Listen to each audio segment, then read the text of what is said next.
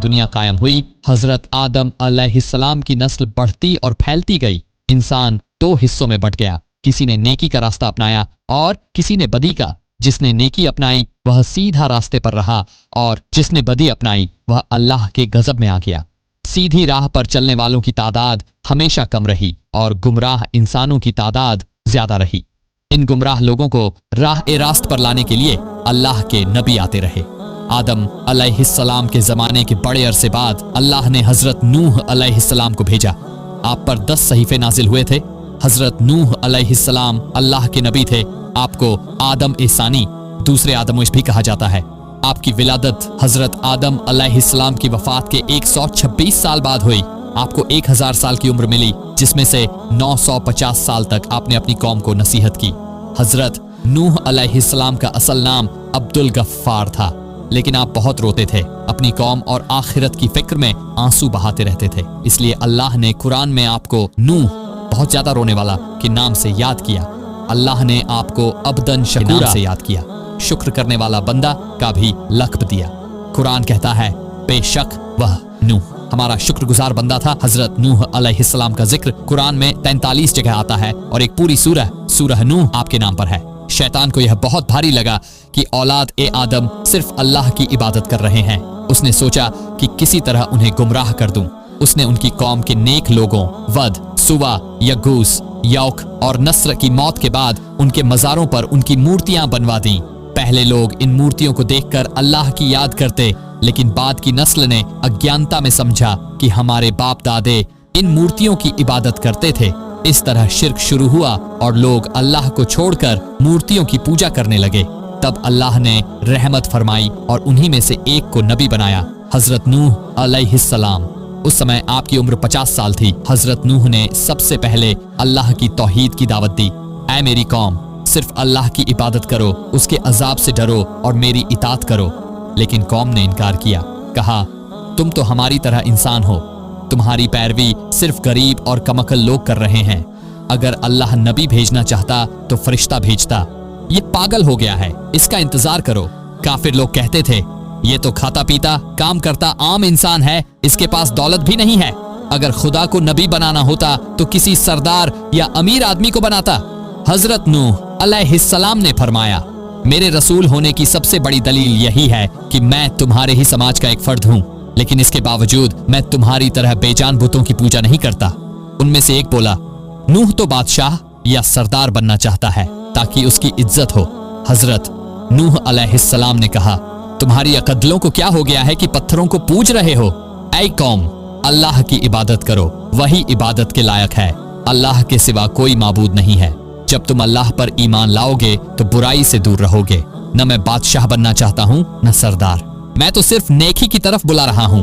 क्या तुम नहीं देखते कि अल्लाह ने चांद और सूरज पैदा किए, चलने के लिए जमीन बिछाई और तुम्हें नेमतें दी। जब आपने ये बातें कही तो लोगों ने कानों में उंगलियां ठूंस लीं, एक लफ्ज भी सुनने के लिए तैयार न हुए। उन्होंने नूह अलैहिस्सलाम को झुठलाया, पत्थर मारे, मजाक उड़ाया।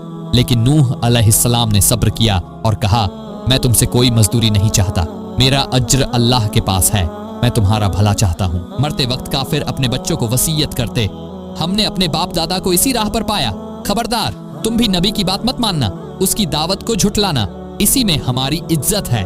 यूं हर मरने वाला अगली नस्ल को यही वसीयत करता और पूरी कौम गुमराही में डूब गई। 950 साल तक दिन रात समझाया, लेकिन लोग और ज्यादा हठी हो गए। कानों में उंगलियां डाल ली, कपड़े सिर पर डाल लिए और कहा जिस अजाब से डराते हो वह ले आओ। आखिर अल्लाह ने फरमा दिया कि अब ईमान लाने वाले ला चुके हैं, बाकी कभी नहीं मानेंगे। हजरत नूह ने दुआ की ऐ मेरे रब, अब मेरे और मेरी कौम के बीच फैसला कर दे और हमें निजात अता कर। अल्लाह ने हुक्म दिया ऐ नूह, एक कश्ती बनाओ।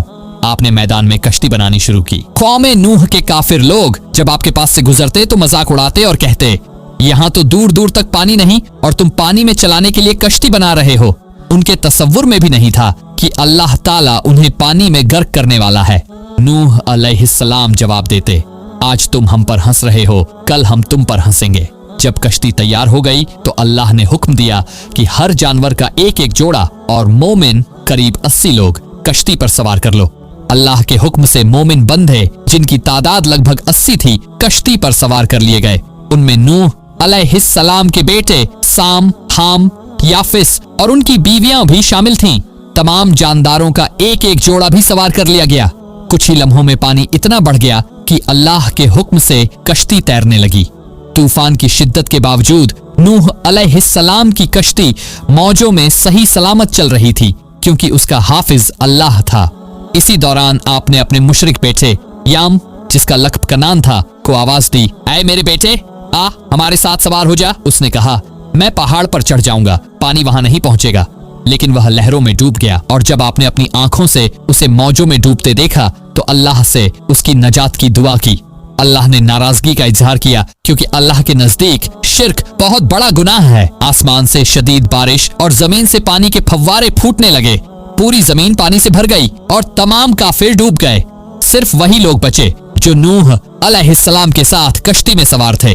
अल्लाह ने फरमाया, ऐ नूह, तुम और तुम्हारे मोमिन साथियों पर मेरी रहमत और बरकत होगी, लेकिन आगे चलकर कुछ की नस्लों में ऐसे लोग पैदा होंगे जो फिर कुफ्र की राह अपनाएंगे। हम उन्हें दुनियावी फायदा उठाने देंगे, मगर आखिरकार उन्हें दर्दनाक अजाब का सामना करना पड़ेगा। 40 दिन तक बारिश हुई। फिर अल्लाह ने जमीन को हुक्म दिया कि पानी सोख ले, और आसमान को हुक्म दिया कि बारिश रोक दे। पानी कम हुआ और कश्ती झूदी पहाड़, आज के इराक के करीब, पर ठहर गई।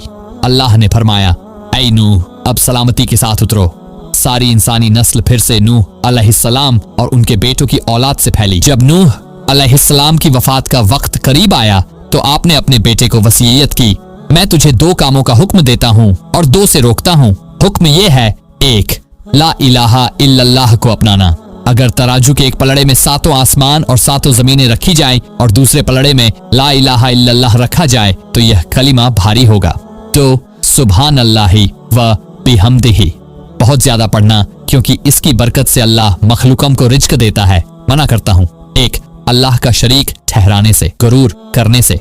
नूह अलैहिस्सलाम की औलाद जो कश्ती में आपके साथ थी, उन्हीं से इंसानी नस्ल आगे चली। साम की नस्ल से अरब, फारसी और रोमी पैदा हुए। याफिस की नस्ल से तुर्क, मगल और याजूज माजूज पैदा हुए। हाम की नस्ल से कप्ती, सूडानी और बर्बर पैदा हुए। आज भी आर्कियोलॉजी और इल्म की किताबों में तूफान ए नूह के निशानात मिलते हैं। बाइबल और तौरात में भी इसका जिक्र है। कोह ए जूदी या अरारात मशरिकी तुर्की में है। ये 16,900 फुट ऊंचा पहाड़ है जो बर्फ से ढका रहता है। कहा जाता था कि ये नाकाबिल ए तस्खीर है, लेकिन 1929 ईस्वी में जर्मन माहिर जॉन जैकब ने इसे फतह कर लिया। कुछ अरसा पहले हजारों साल की जमी हुई बर्फ का तूहड़ा गिरने से नूह अलैहिस्सलाम की कश्ती का एक हिस्सा बर्फ से बाहर निकला। कई हवाई जहाजों ने उसकी तस्वीरें ली।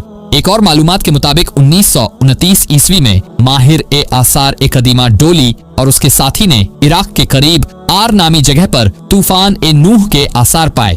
बाइबल किताब ए पैदाइश में भी तूफान का जिक्र है कि 7वें महीने के 17वें दिन नूह की कश्ती अरारात पहाड़ पर आ लगी। ये जमीन पर सबसे पहला बड़ा तूफान था, अल्लाह की नाफरमानी की वजह से। जब इंसान गुनाहों में डूब गया, नबियों की बात न मानी, अल्लाह की किताब और हुक्म को ठुकरा दिया, तब तूफान ने सब कुछ बहा दिया। लेकिन ये सिर्फ एक वाकया नहीं था, ये कयामत तक आने वाले इंसानों के लिए एक बड़ी तंबीह थी। आज भी जब हम देखते हैं कहीं तूफान आता है, कहीं झलझले आते हैं, कहीं सैलाब सब कुछ डूबा देते हैं, ये सब हमें याद दिलाते हैं कि अल्लाह की जमीन पर नाफरमानी बढ़ गई है और हमने कुरान और नबी की हिदायत से मुंह मोड़ लिया है। छोटी सी बात जिंदगी बदल सकती है। सब्सक्राइब करें और साथ रहिए।